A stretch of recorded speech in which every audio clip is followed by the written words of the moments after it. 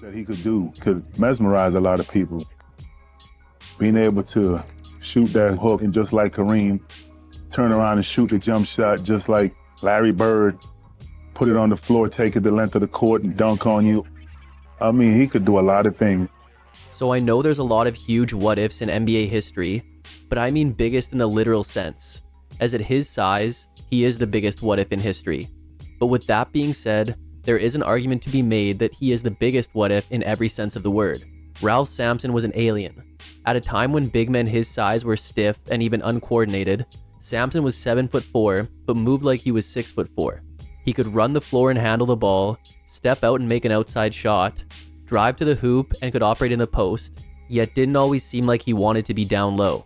His size and athleticism made him a great rebounder on the offensive and defensive glass, and his incredible length allowed him to block shots that no one else could even touch.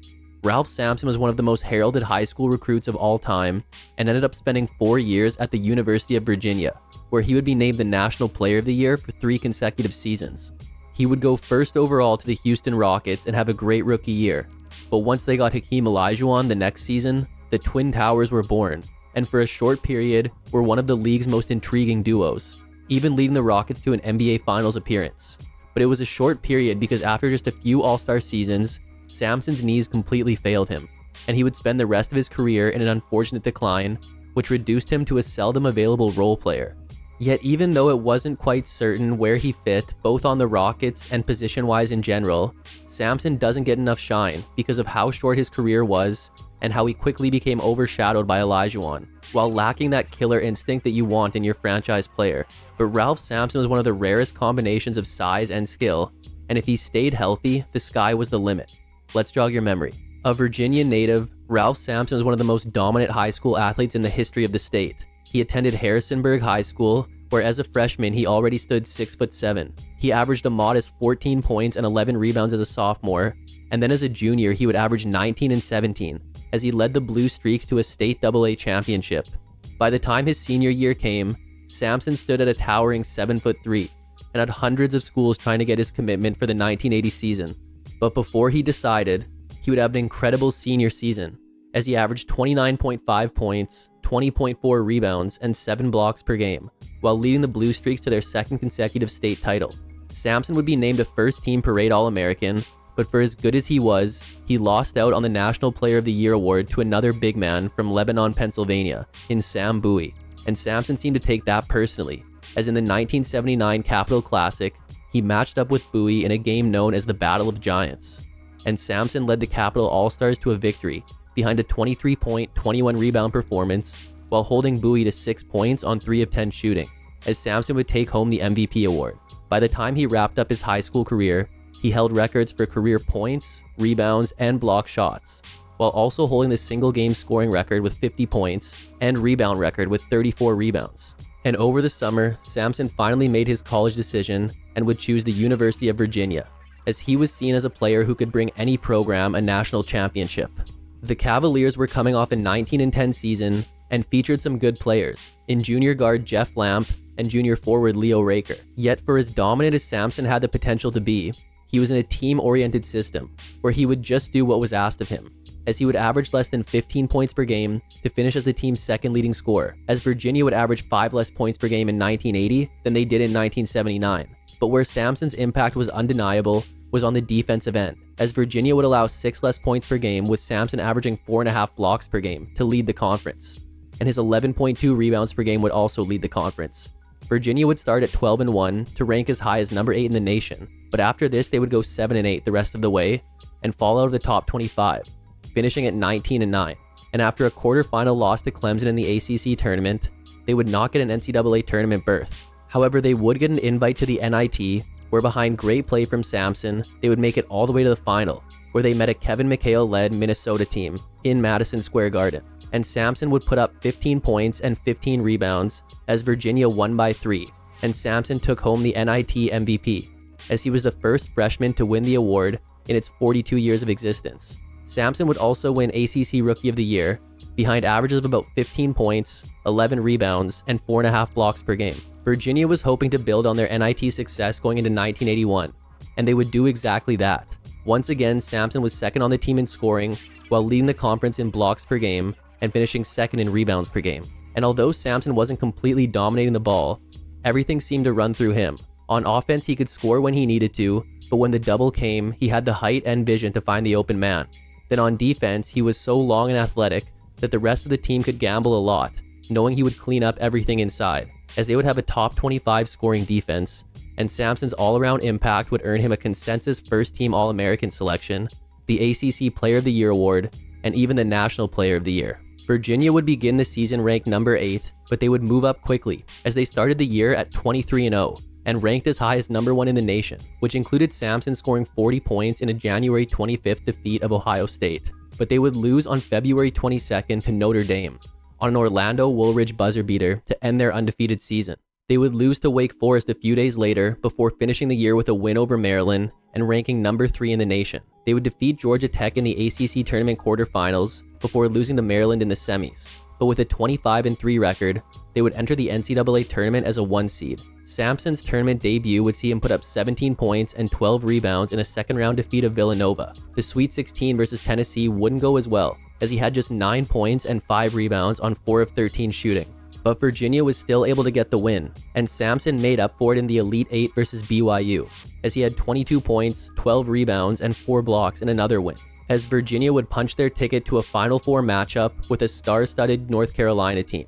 But a dominant performance from Al Wood was too much for Virginia, as they would go down, with Sampson putting up 11 points, 9 rebounds, and 3 blocks on 3 of 10 shooting. So although they wouldn't be winning a national championship, they would still win the 3rd place game versus LSU, even though Sampson only played 17 minutes due to foul trouble, finishing with 10 points and 11 rebounds, as his regular season saw him average about 17.5 points, 11.5 rebounds, and 3 blocks per game. The team's leading scorer for the past 4 years in Jeff Lamp had graduated, so it seemed time for Sampson to become an offensive force.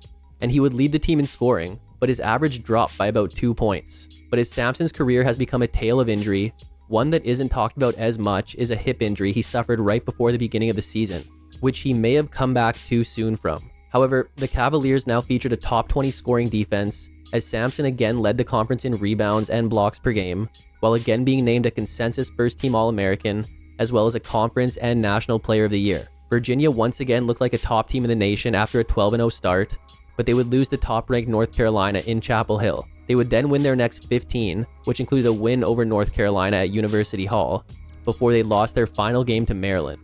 But Virginia didn't look as strong as their record suggested, as their final 6 games of the season were each decided by 5 points or less, with Sampson averaging just 11 points during that stretch. And while this seems bad, Virginia was only scoring around 50 points per game during this period, and with zone defenses focusing on Sampson, it made it difficult for him to score. But at the end of the day, the Cavaliers were still finding a way to win, as their 27-2 regular season record saw them ranked number 1 in the nation. They would make it all the way to the ACC championship game, but would lose by 2 points to North Carolina, yet would still enter the NCAA tournament as a 1 seed. But they weren't at full strength. Their second leading scorer in sophomore guard Othell Wilson suffered a thigh injury during the conference tournament. And this was a huge blow, as Wilson was the player who normally kicked off Virginia's running game. Yet going into a second-round matchup versus Tennessee, he couldn't move the same way, as he would come off the bench to play 22 minutes and score 5 points. But Sampson was able to score a team-high 19 on 9 of 14 shooting to go along with 9 rebounds and 2 blocks, as Virginia squeaked by to advance to a Sweet 16 matchup with UAB. This time, Wilson was in even worse shape, as he managed just 4 minutes. Sampson played one of his best games with 19 points and 21 rebounds, but it wasn't enough, as Virginia was upset by UAB. And for the regular season, Sampson averaged about 16 points, 11.5 rebounds, and 3 blocks per game. Sampson was a guaranteed number 1 pick going into the '82 NBA draft, but which team would be making that pick wasn't guaranteed, as a coin flip between the LA Lakers and San Diego Clippers was set to determine who got the first pick. However, the coin flip was scheduled to occur after the deadline for Sampson to declare for the draft, and Sampson knew he wanted to go to LA and did not want to go to San Diego, but he didn't want to take the risk, so he opted to return to Virginia for his senior year, as the Lakers would end up winning the toss, and they would select James Worthy, while San Diego took Terry Cummings. But it's still interesting that Los Angeles could have had a trio of Magic Johnson, Kareem Abdul-Jabbar, and Ralph Sampson. The '83 Cavaliers were the opposite of what they had become known for during Sampson's time there, as this team would prioritize offense, finishing as a top 5 scoring offense while having the 149th ranked scoring defense. But this was also largely due to the ACC's introduction of the shot clock and three-point line. Sampson would again lead the team in scoring behind a career-high 19.1 points per game, which would also be top 3 in the conference. He would once again lead the conference in rebounding and blocks, and would shoot a career-high 60.4% from the field. As for the third consecutive season, he would be a consensus first-team All-American, ACC Player of the Year, and National Player of the Year. Virginia would have another great season, starting at 8-0, which included a big win over Georgetown in one of the year's most highly touted center matchups between Sampson and Patrick Ewing. Then their next win would see them defeat the Phi Slamma Houston Cougars, featuring Sampson's future teammate Hakeem Olajuwon. But in what was labeled by some as the biggest upset in college basketball history, the top-ranked Cavaliers would fall to unranked Chaminade University on December 23rd. So this would be a shocking loss. But Virginia would recover for the most part, as they would finish the regular season at 25-3, with their other 2 losses coming to North Carolina. But Sampson would finish his career at University Hall on a high note, as after missing a free throw, the ball would find its way back to Sampson, and he would hit the go-ahead bucket with seconds left to give Virginia the win versus Maryland in his final home game. But once again, they would not be able to take the ACC title, as they would lose to NC State in the championship game. But they would find themselves as a 1 seed in the NCAA tournament, where they would defeat Washington State in the second round, as Sampson put up 15 points, 12 rebounds, and 4 blocks. The Sweet 16 brought Boston College, as Sampson would put up 19 points, 11 rebounds, and 4 blocks. And although he would foul out late, Virginia was still able to escape with a win. But their luck would run out in the Elite 8 versus NC State, as although Sampson put up 23 points, 11 rebounds, and 4 blocks on 8 of 10 shooting, Virginia would lose by a point to end their season, and Sampson's time as a Cavalier, as his senior season would see him average about 19 points, 11.5 rebounds, and 3 blocks per game. But it was time for the 1983 NBA draft, and after Houston won the coin toss, there was no question who they were going to take first overall. I have a big surprise for all of you. The Houston Rockets select Ralph Sampson, University of Virginia. So to no one's surprise, Sampson was a Houston Rocket. The Rockets were coming off a terrible season after losing star big man Moses Malone to the Sixers, and they featured a new head coach in Bill Fitch. Sampson would be expected to be the franchise player, but they welcomed back forward Robert Reed, who had taken a year away from basketball for religious reasons. Additionally, they had acquired Lewis Lloyd, who would act as the team's second leading scorer. But Sampson would be their rookie star. He would lead the team in scoring, rebounding, and blocks, while shooting over 52%, as he would lead all rookies in scoring, rebounding, and blocks, while also finishing as a top 5 rebounder and shot blocker in the league, as he would understandably be named Rookie of the Year. Sampson was expected to revolutionize the center position, and looked to be doing just that, as he would be selected to the All-Star game as a rookie, while playing and starting all 82 games, and on top of that, at 7'4", he would also be selected to participate in the dunk contest. He would hit double figures in 77 games, while recording 9 games with at least 30, including a 41-point game versus Philly on February 8th. He would have 54 games with double-digit rebounds and 52 double-doubles, while also putting together a 32-point, 20-rebound performance in a November 15th loss to New Jersey, as well as a 28-point, 18-rebound, and 13-block triple-double in a December 9th win versus Chicago. But even with the addition of Sampson, the Rockets still boasted one of the worst defenses in the league, as they would finish the year at 29-53. But something else that Sampson's unique skill set allowed for was that the Rockets were able to play with the 4th fastest pace in the league, after being 16th last season. But Sampson's rookie year ended with him averaging about 21 points, 11 rebounds, and 2.5 blocks per game. Another poor finish secured the Rockets the first overall pick for the second straight draft, and with that pick, they selected another big man in local star Hakeem Olajuwon out of Houston. And this selection would lead to one of the shortest-lived but most interesting duos in NBA history. Sampson and Olajuwon created one of the scariest frontcourts in the league. Together they would combine for over 43 points and 22 rebounds per game. Yet even though Sampson was the team's tallest player and a natural center, he would often play out of position at power forward, while Olajuwon occupied the center position. And during this era, the center was often the most important position on the floor. So Olajuwon was quickly showing his value, and this would help contribute to Sampson committing a league-high 326 turnovers. But nonetheless, Sampson would play and start in all 82 games while recording a career-high scoring mark. Yet Olajuwon was putting up better rebound and block numbers and a better defensive rating, although Sampson still had one of the 10 lowest defensive ratings in the league. Sampson would hit double figures in 74 games and record 3 games with at least 40, including his career high of 43 points to go along with 17 rebounds in a November 17th win versus San Antonio, as he would also record 47 double-doubles, including a 41-point, 21-rebound game in a February 16th win versus Cleveland. Sampson would be named second-team All-NBA and be voted to the All-Star game, where he would take home the game's MVP with 24 points and 10 rebounds. The addition of Olajuwon looked like the right choice, as Houston would start the season 8-0 and would finish the year at 48-34 to make the playoffs and get a first-round matchup with Utah. Although the series would go the distance, a more experienced Jazz team would get the win over the young Rockets, as Sampson would struggle on the offensive end versus Utah's defensive frontcourt, consisting of Thurl Bailey and Mark Eaton.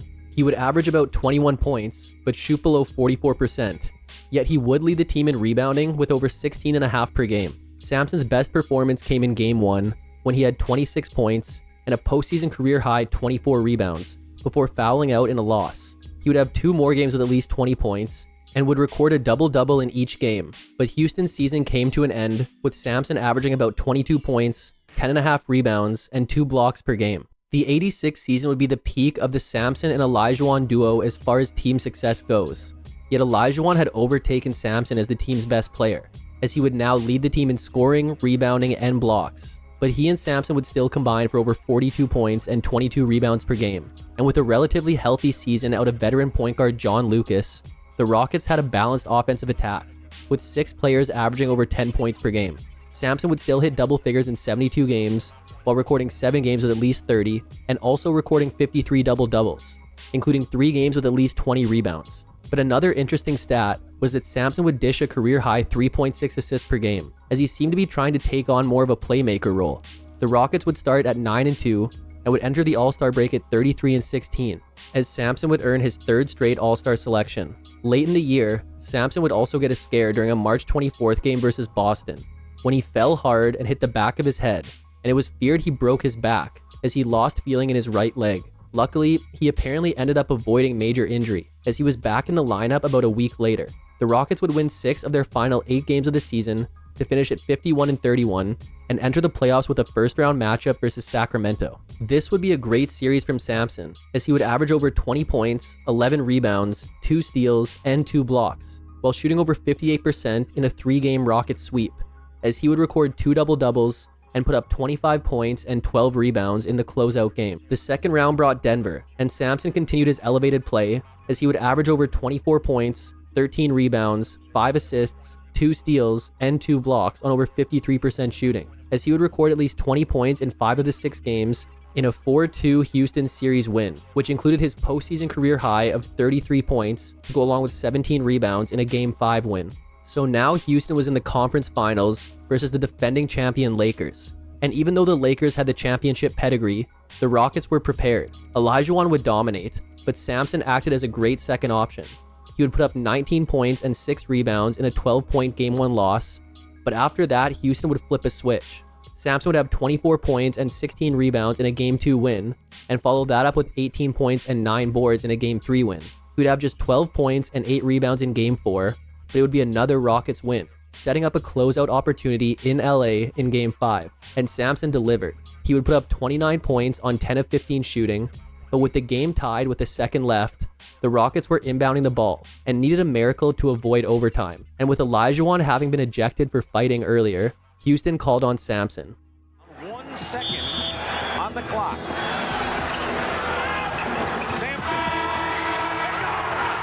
Sampson's shot would give Houston the win, which also meant a trip to the finals to face off with Boston. But for as good as Sampson had been this postseason, he couldn't have been worse in the first game of the series, as he would put up 2 points on 1 of 13 shooting in a Game 1 loss. He would come back with 18 points and 8 boards in Game 2, but it would end in a blowout loss, as the Rockets were returning to Houston down 0-2. Sampson would put up 24 points and 22 rebounds to lead Houston to a 2-point win in Game 3, but then even though he had 25 points, 7 rebounds, and 9 assists in Game 4, the Rockets would go down 3-1, leading to a must-win Game 5. And Sampson was playing great, as he had 12 early points. But then in the first half, the Celtics' Jerry Seasting would get under Sampson's skin, leading to Sampson swinging on him and eventually brawling with quite a few Celtics, which led to his ejection. And maybe this was due to frustration from being down 3-1 or the constant criticism of Sampson being too soft. But luckily this would fire up Houston and they would win the game easily. But Sampson would later say that he was surprised by his portrayal as a bully after this incident, as he didn't think the fans would react that way. Sampson would be back for Game 6, but he would have his worst performance, scoring 8 points on 4 of 12 shooting while struggling with fouls, as Boston blew out Houston to win the championship. But Sampson's season saw him average about 19 points, 11 rebounds, and 1.5 blocks per game. Yet this had been the peak of the Twin Towers, and it wouldn't be long before one of them started crumbling.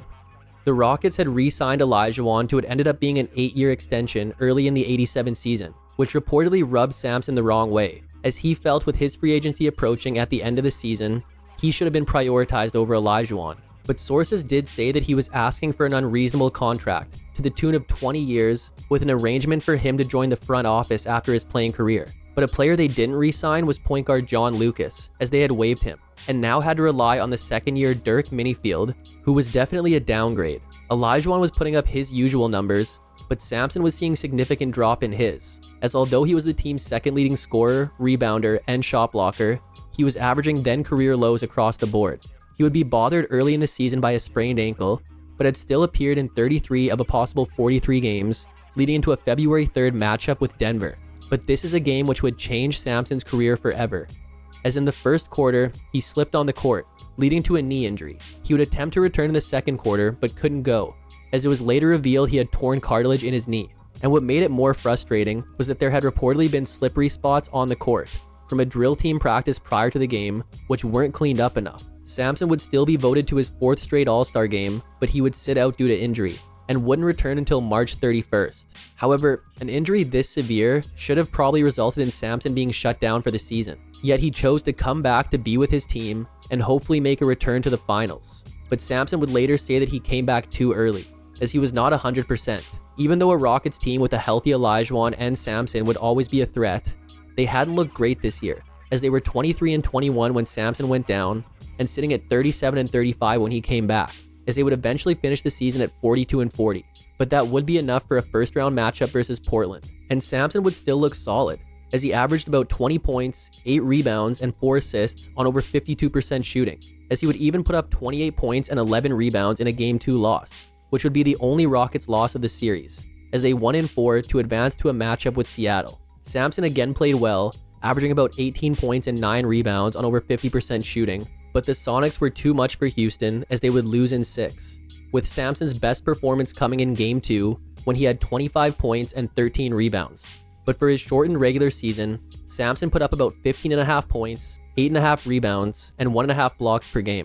Over the course of the season, Fitch had reportedly been growing tired of Sampson's desire to be a playmaker and not assert himself enough. Yet Sampson would counter by implying that he was doing what he had to do, as Houston's front office had failed to get them a good point guard. And if they would have accomplished this, they could have Sampson and Olajuwon loose in the offense. Sampson would start the 88 season with Houston, but he was inconsistent.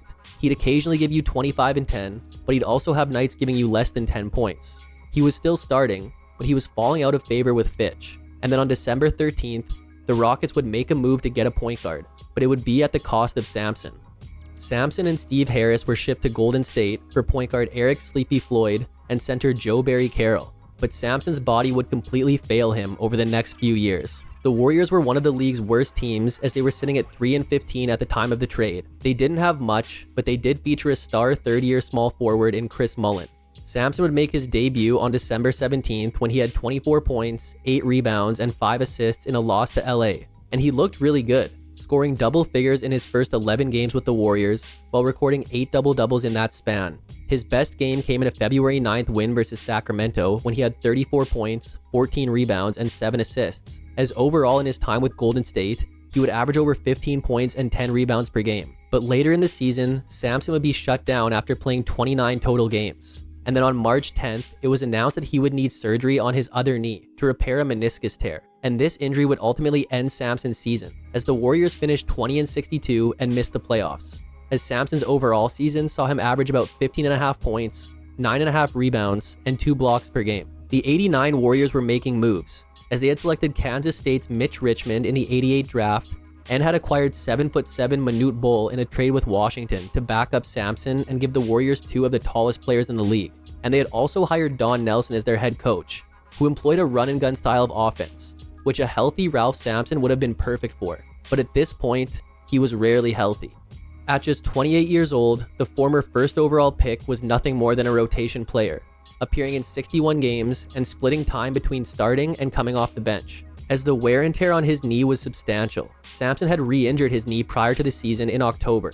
He would do everything he could to stay on the court, including getting his knee drained twice a month, but he had a metabolism that wouldn't allow him to keep on the size and muscle that maybe could have prolonged his career and helped prevent injury. But he was still trying to come back, and he was putting a lot of effort into this, as his work ethic would be recognized by teammates. So Sampson would only be able to handle about 18 minutes per game as a shell of his former self. But with their new duo of Mullin and Richmond, the Warriors were able to put together a respectable season, finishing at 43-39 and getting a first-round matchup versus Utah. Sampson would not appear in the first-round series, yet the Warriors were able to pull off a surprising sweep of Utah. Round 2 brought the Suns. Sampson would appear in a Game 1 loss before sitting out Games 2 and 3. He would return in a Game 4 loss before starting Game 5 and putting up 10 points and 8 rebounds. Yet Golden State would lose the game and the series, and Sampson's season would see him average about 6.5 points, 5 rebounds, and a block per game. But after less than 2 seasons in Golden State, Sampson would be packing his bags again. Sampson was traded to the Kings about a month before the season for Jim Peterson, which would have been an unfathomable exchange just a few years earlier. But now Sampson was playing in Sacramento, yet he reportedly was not moving well, as Sacramento coach Jerry Reynolds would have a lot of observations about Sampson's mobility, yet none of them would be good. Unfortunately, Reynolds' observations were true, as Sampson couldn't really stay on the court, appearing in just 26 games this year and getting about 16 minutes per game. And at this point, he was not only suffering from knee problems, but also back problems, as he would be a small part of a bad Kings team who finished at 23-59 and missed the playoffs, as his season saw him average about 4 points, 3 rebounds, and a block per game. 91 was much of the same for Sampson, as he would appear in just 25 games for Sacramento, now getting less than 14 minutes per game, as his body continued to fail him, and he would put up then career low scoring numbers for another poor Kings team, who finished at 25-57 and missed the playoffs, as Sampson would average about 3 points, 4.5 rebounds, and a block per game. It was no secret that Sampson wanted out, and the Kings wanted to move on from him, so they would end up buying him out during the preseason. Then early in the regular season, he would get a tryout with Washington, and they liked what they saw enough to sign him. But his time in Washington was brief, as less than 2 months later, after appearing in just 10 games, he was waived, as he would average about 2 points, 3 rebounds, and a block per game. And this would mark the end of Sampson's NBA career. He would have brief stints playing in Spain and in the CBA, but his NBA career was over after just 9 seasons. Ralph Sampson had the weight of the world on his shoulders in college and in the NBA. He was supposed to be a new breed of basketball player who would completely change how a big man could play. And while he had plenty of moments that showed how unique he was never quite able to be that unguardable star everyone was hoping for. He was great at Virginia, but didn't have much team success. Then was great for a few years in Houston before Hakeem Olajuwon became the guy there. Then near the tail end of that, the injuries began, and he spent the rest of his career just fighting to stay on the court.